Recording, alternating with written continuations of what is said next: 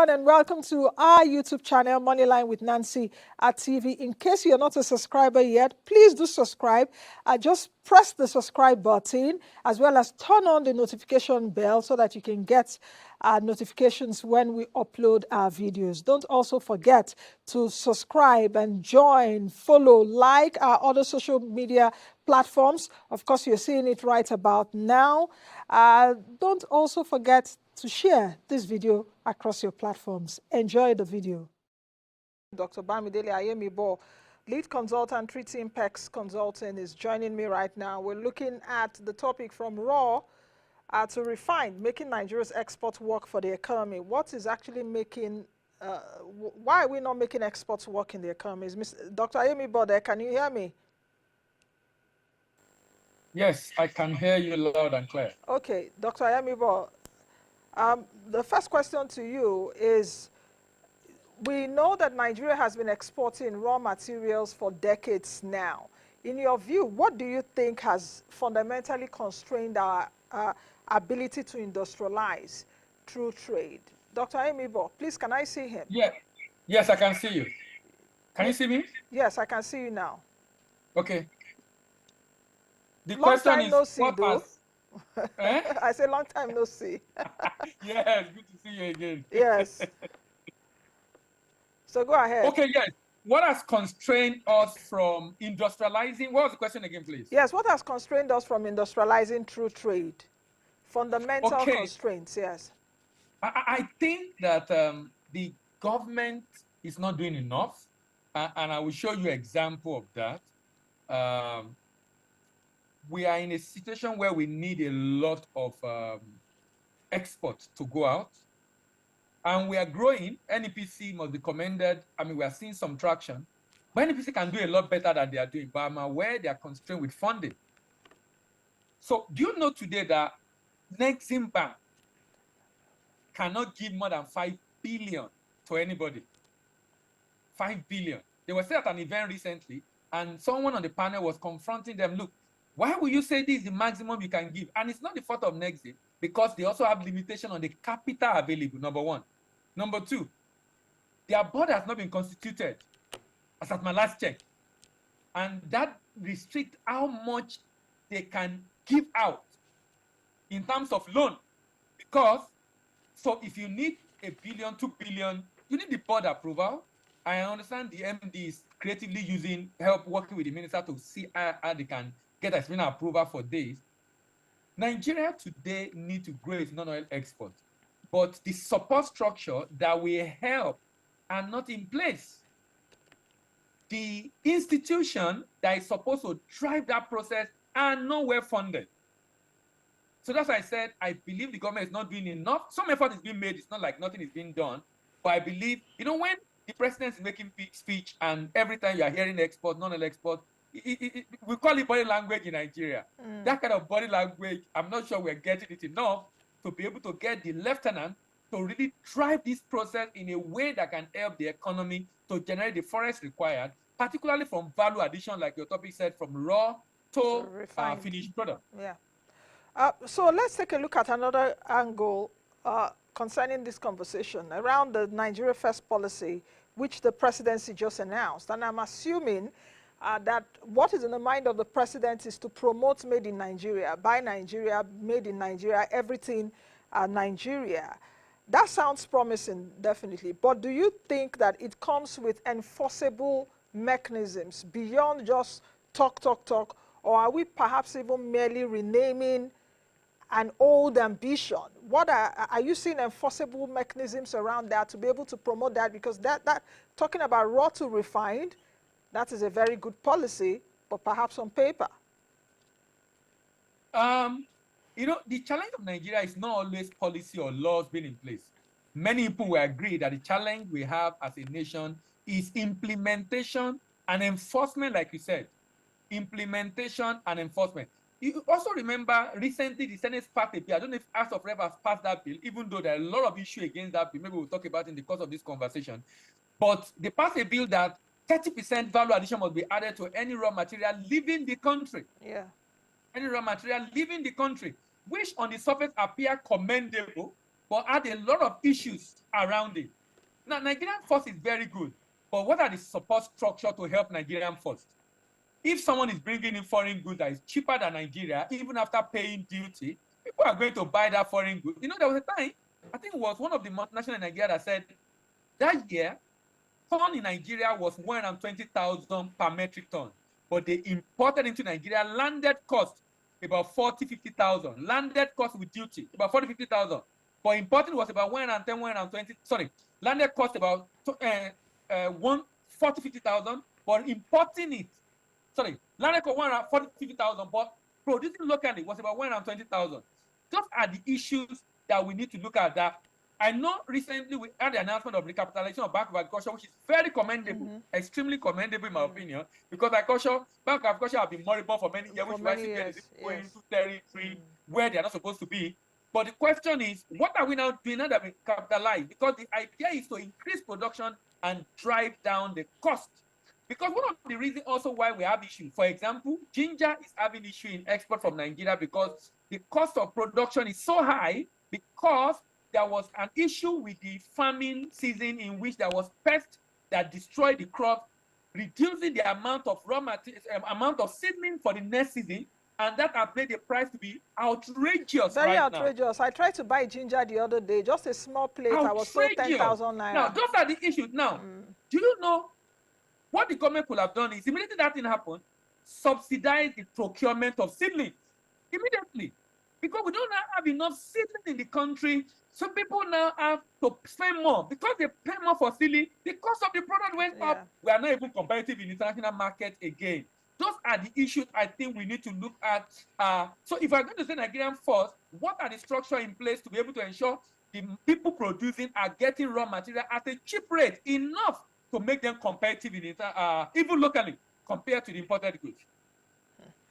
So, what are the top three administrative reforms that perhaps we should embark on right now to boost value added exports? And you talked about earlier on the 30% value addition, of course, being mulled around the National Assembly. What do you think that we should do regarding that? Number one, we need to boost production. How do we boost production when there's insecurity? Increase funding to a big sector. Okay. Support NISA. NISA is supposed to reduce risk, but NISA also don't have enough funds to reduce the risk. So support NISA with funding to take more risk, support banks for banks to take more risk to increase the production. Support, we already have funding going to BOA ensuring that farmers are able to get that, not political farmers, not portfolio farmers. The real farmer on ground have access to the fund and they are able to produce. You don't know. Let me paint a picture. Okay, I'll come back to this on what this can do to be able to help us in forex. Number one, increase production. Number two, provide single-digit loans. Single-digit loans. Single-digit loans. Nexim can do that. Nexim can do that to be able to add value. To be able to add value. But Nexim do not have enough funding. So Nexim need more funding. If we are giving 1 trillion to POA, why can't we give 500 to POA and 500 to Nexim? Or even 250 billion to Nexim? Nexim need funding. I'm not sure if the president is aware of this. Nexim need funding. They should be aware of it because I think CBN is a large shareholder of Nexim too, if I'm not mistaken. With the kind of funding required, with the kind of demand for forex, shouldn't we be pumping money into institutions that will be able to fund export at a larger volume, at a single digit, to be able to make them profitable and be able to drive in the forest and reduce the cost of production? So we need to increase production. We need to increase production of raw materials. We need to increase volume. Increase cost, reduce cost of production by supporting Nexim to have single-digit loan. And number three, and in doing that, we need to constitute the board of Nexim. The fact that the board is not constituted is a major challenge that is hindering the operations to be able to dispose large volume transactions. And number three, we need export credit insurance. Export credit insurance. If we are going to increase the volume of export, to drive in forex, to increase the value of naira, make the cost of living drastically reduced because of exchange rate now coming down because of influx of forex, we need to get exporters to take more risk and go into more territory. Immediately, US, even before US announced the Liberation Day announcement that spread tariff, dish out tariff to different countries of the world, China did two things. Number one, they told the provinces to provide single-digit loan to manufacturers to produce more. Number two, to give them export credit insurance to go to new market. So if they have issues in the new market, government protect them with the export credit insurance, so they can take more risk, get into new market, conquer new market, and reduce their dependence on America. So we need export credit insurance. We need to reduce interest rates through the export credit agency like Nexim. We need to increase production, and how do we increase production? By supporting BOA to be able to increase the farming, the volume of production of commodities to be exported.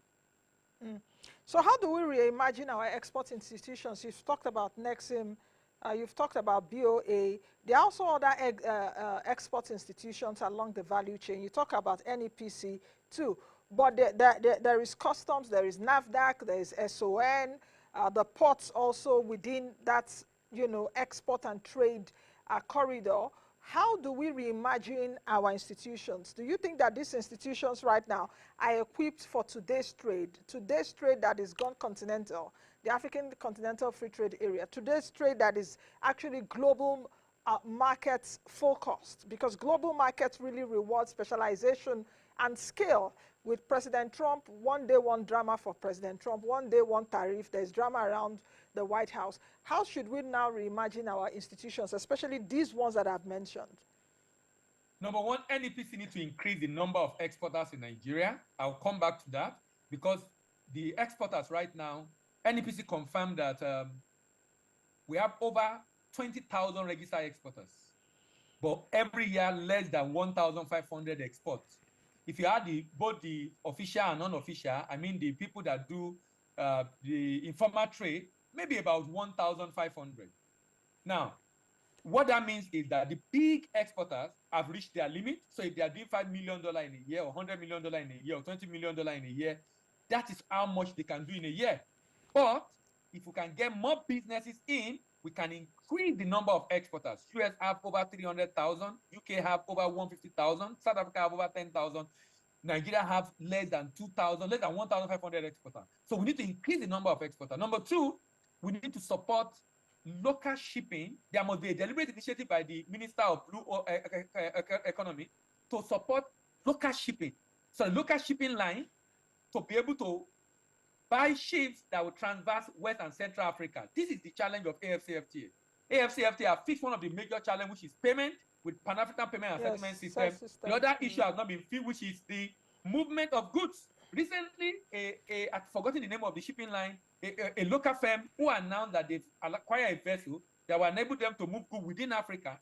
That they said they have just about 400 capacity. Sorry, 350, 349 TEU capacity. But you know, this company have over 1,000 bookings. Because before, we would be thinking that maybe because there's no enough market. Of course, for the big shipping line that have a vessel carrying over 10,000 containers might have issues because they might not meet the demand. But for small vessels, 1,000, 2,000 shipping vessel within traversing West and Central Africa is the way to go. If we do that, we are going to increase trade within Africa, and we're going to leverage the opportunity presented by the African Continental Free Trade Agreement. So a deliberate effort to support within that area, in terms of port activity, I must confess, I'm an exporter. The port activity has improved. Delay at the port. Apapa is a ghost town right now. Apapa is a ghost town. The system is done in such a way that you really will see those trucks blocking the road, preventing movement. So in terms of logistics at the port, I think that issue has been fixed. I think the real issue is to now drive the volume to be able to ship more. So we reduce the number of vessels leaving Nigeria with empty containers. Empty containers, because we're not doing enough exports from Nigeria. So do you think that Nigerian exporters are really prepared for the continental market, which is after? Because from what you're saying right now, that we are having little internal inefficiencies. Is that what you're saying as an exporter too? Are you prepared as an exporter, and are other exporters, local producers, prepared for that continental market? And let me also put this in, because many SMEs are locked out of the export economy. What do you think would empower local producers to participate in regional as well as global trade supply chains? For SMEs, NEPC must be deliberate about getting them export ready. Let me define export readiness so you understand what I'm trying to say. Export readiness is a multifaceted concept that involves the ability of a company to successfully enter the export market, sustainably compete in the market, and significantly grow its market share until it becomes established in the market. So it's not enough to enter and do 1 or 2 shipments, but you're not able to do shipment again for another 5 years because of the challenges you face. The reason why SME will not be able to play well under AFCFTA if you don't fit the challenge of export readiness is because of the fact that many of them are not export ready, some because of capacity, some because of funding, some because of skill required to be able to drive the process. Some will tell you that their major challenge is finding buyers. And that finding buyer is a challenge of lack of export readiness. Because when they understand exactly what it means to be export ready, they know all the options available to find buyer and what they need to do to ensure they don't fall into the hands of fraudsters in the export market. So getting them export ready then becomes very, very, very important. If we're going to be able to maximize African continental free trade agreement, we must focus on fast-moving consumer goods. So government must be deliberate about supporting businesses for fast-moving consumer goods. And I'll tell you why. African countries largely are lower middle and low income economy, meaning most people in that economy are surviving, barely surviving, very low disposable income. So what they are buying are things they need for survival: food items, personal care products, drugs, cosmetics, things they need for daily survival are what we thrive under AFCFTA. So that means we need to support businesses producing this product and supporting them to be able to deliver this product. Recently, the minister announced, which was commendable, it was something that people have talked about severally, the fact that shipping to African countries is expensive. And now there is an agreement, I think supported by UNDP or thereabout, with Ghana, Yes. with Uganda Air, Uganda Air. to be able to ship by air and subsidize. Commendable. Those are the things we want to see, and kudos to the minister and all the people that are involved in making that happen. Those are the things we want to see so that the government can demonstrate and show that, look, even though there's a high cost of moving the goods, we will support you to deliver it to the destination, so that we can have more businesses under the African Continental Free Trade Agreement. Those are the initiatives we expect to see. It has started, but we can't do a lot with air shipment, in as much as that is commendable. We can do a lot more with with sea shipment, which take over about 90% of trade in the world. So global trade is about $33 trillion. About 9 trillion on trading services. And I know the minister has been talking a lot about trading services, which is especially good. digital But services. I heard a lot talk about trade in goods, which is about 24 trillion. There was a news recently that our export to the US has declined by over $500 million, which was largely oil, of course, because of the pro we shipped to the US, because of the Liberation Day announcement and the tariff issue. That is a testament to the fact that we need to begin to look for new markets. And for example, I was talking about agri-commodity the other time. Look at this analogy, Nancy. Soya beans is one of the products Nigeria is exporting right now, but we're not very competitive because we need improved variety. Soya beans demand is more than cocoa beans, more than ginger, gum arabic, cashew, sesame. Put them together, total, they are not up to $30 billion. Soya beans demand is about $100 billion. And the reason why soya beans demand is growing is because soya beans is becoming a raw material for biodegradable plastic, biodegradable rubber, biodegradable tire. It's going to replace a lot of hydrocarbon. The demand, about 60% of that demand is from China. Nigeria have a relationship with China. They come here to build bridges, build rail, build this, build that. Why can't we have an agreement that also says, give us about 5%, 10% of that market? Let BOA fund farmers to produce soybean massively and ship to China and generate foreign exchange. It doesn't appear this is a rocket science. Those are the kind of conversation I think we should be having to grow our non-oil export, particularly generating forex to drive down the rate of exchange of Naira. So as we close, what will be your final thoughts? Because I'm taking a look at even what is being done continent-wide. The PAPS card, for example, which you alluded to earlier on. If you had the ears of the Federal Executive Council, perhaps for 1 minute, what would you tell them? We need to encourage exporters in Nigeria.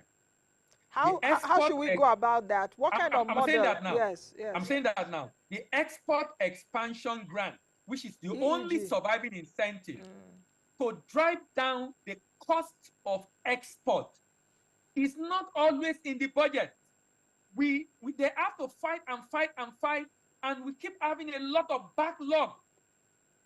How do you encourage your businesses to increase the export volume if their cost of doing business is high because there's no power, the road are not good, and they have high cost of doing business because of exchange rate? But the only incentive that can help them drive down costs and make them competitive is being delayed by the government. We need to bring back all the incentive required to grow non-export. Okay. If there are incentives, more people will be interested and coming to be able to drive the business because they know government is supporting them. Dr. Bamidele, I wish we had more time because I also wanted to take a look at perhaps if we'll take a look at something around processing premium initiative, because it's not even only about exporting the raw goods. The kind of incentives that will be given to those that want to process here, perhaps like tax breaks. It could the incentive should be towards people adding value. Exactly, you know, logistical priority, FX incentives and all of that. But perhaps we'll discuss that on another day. Thank you very much. All right. For shedding Thank you light. very much for having me. Thank you. Bye-bye. Thank you.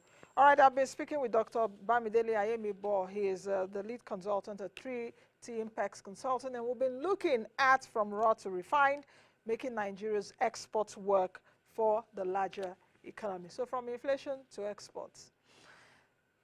God bless Nigeria. You know, what more can I say? Anyway, that's so much we can take on today's edition of the program. Thank you all for joining us as always. Be the best you can be and be the change that you want to see. I am Nancy Naji. Stay tuned. Thank you for making it up to this minute watching the video. Thank you all. Don't forget to subscribe to our YouTube channel, Moneyline with Nancy TV. Like, follow all our other social media platforms where we keep you up to speed with fantastic interviews, as well as markets, personal finance, business, and economy information. This is the best place to be. I'll see you all again in the next video.